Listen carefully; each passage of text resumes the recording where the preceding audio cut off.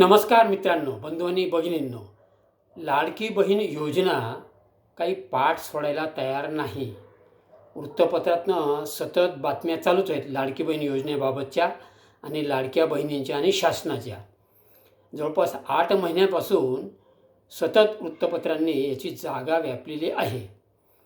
आता विधानसभेची निवडणूक पार पडली, सरकार स्थानापन्न झालं आणि सतत बातम्या यायला लागल्या की सरकारची आर्थिक परिस्थिती ही अतिशय खराब झालेली आहे. काही योजनाचा फेरआढावा सुरू झालेला आहे आणि त्याच्यातली प्रमुख योजना म्हणजे ही लाडकी बहीण योजना, जी नुकतीच विधानसभेच्या तोंडावर सुरू करण्यात आली होती.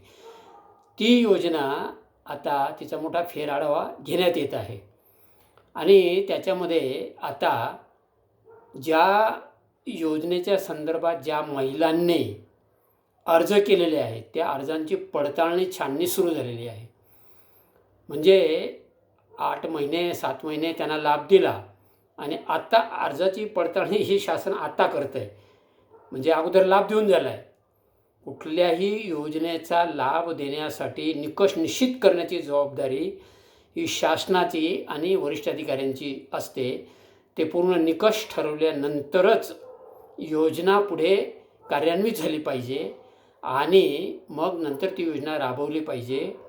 पण तसं झालं नाही, कारण समोर होत्या त्या निवडणुका, विधानसभा, राज्याचं सत्ता हे एकच लक्ष होतं आणि ज्याला ढिसाळघाई म्हणतो आपण, तशी ढिसाळघाई वरिष्ठ पातळीवर झाली. अर्थमंत्री, मुख्यमंत्र्यांच्या पातळीवर ढिसाळघाई झाली आणि अतिशय घाईघाईने ही योजना अर्ज घेणे भरणे आणि पैसे पाठवणे हे सुरू झालं. मग जे काही मूळ निकष होते उत्पन्नाचं, 2.5 लाख, 4 चाकी वाहन नको, किंवा काही जमिनीचा निकष असेल तो, किंवा आयकर उत्पन्न वगैरे काय असेल ते, हे सगळे निकष वेळीच तपासलेच गेले नाहीत. आता तपासायला सुरुवात झाली. आता का तपासताय? आर्थिक परिस्थिती डबघाईला आली म्हणून. कदाचित आर्थिक परिस्थिती चांगली असते तर शासनाने उदार अंधकरणाने सगळ्यांना पैसे देऊनही टाकले. पण इतर योजनांचे पैसे वळवायची वेळ आलेली आहे आणि मग आता हे कुठेतरी शहाणपण सुचलेलं आहे. आता मूळ असं आहे की एखादी गोष्ट द्यायला सुरुवात केली आणि ती काढून घ्यायचं म्हटलं ना तर ते खरंच अवघड असतं बरं का. ज्यांच्याकडनं ते काढून घेतलं जातं ना त्यांना नक्कीच वेदना होतात, दुःख होतं. ते म्हणतात अगोदरच कशाला दिलं, आम्ही कुठे मागत होतो, कुठल्याही बहिणीने ही योजना राबवा असं कधी निदर्शनं, मोर्चे काढलेले नव्हते.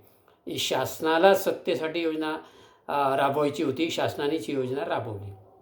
आता झालं असं आहे की जवळपास 5 लाख लाडक्या बहिणी आता सावत्र झालेल्या आहेत, त्या अपात्र झालेल्या आहेत. त्यांच्याकडनं मागचे पैसे वसूल करणार नाहीत असं शासनाने जाहीर केलं आहे. मात्र मुळात आपण जर कधी जो आर्थिक निकष 2.5 लाखाचा ठरलेला आहे तो जर आपण तपासला तर याच्यामध्ये जवळपास आता ज्या काही महिला आहेत त्याच्यातल्यासुद्धा 80% महिला लाडक्या बहिणी अपात्र ठरतील मुळात. आता आर्थिक निकष तपासताना त्याच्यावर नीट तपासलेच जात नाही.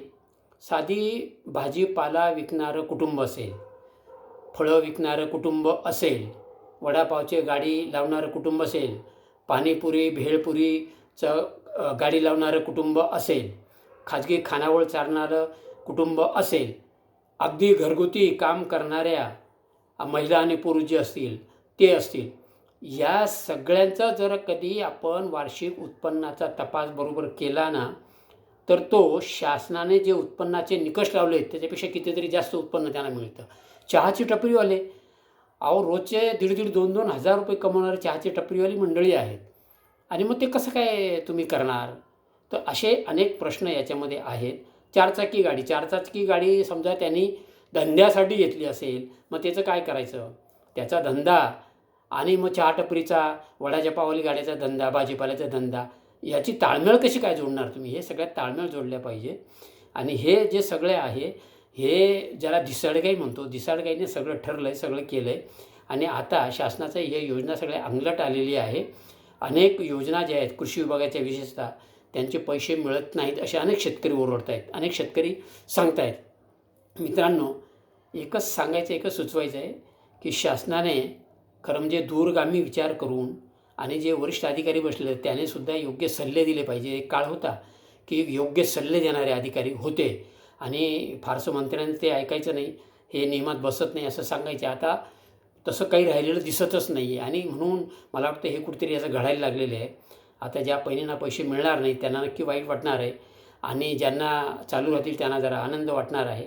ठीक आहे, आणखीन कोण कोण अपात्र ठरेल ते आपल्याला बघायलाच मिळणार आहे. मित्रांनो, जे सुचलं ते या माध्यमातून आपल्यापुढे समाजापुढे ठेवण्याचा हा प्रयत्न आहे. डॉक्टर एच एम खैरनार चिंतन आणि मंथन यूट्यूब चॅनलला लाईक शेअर सबस्क्राईब जरूर करा. बेल बटन दाबा. जय हिंद, जय महाराष्ट्र.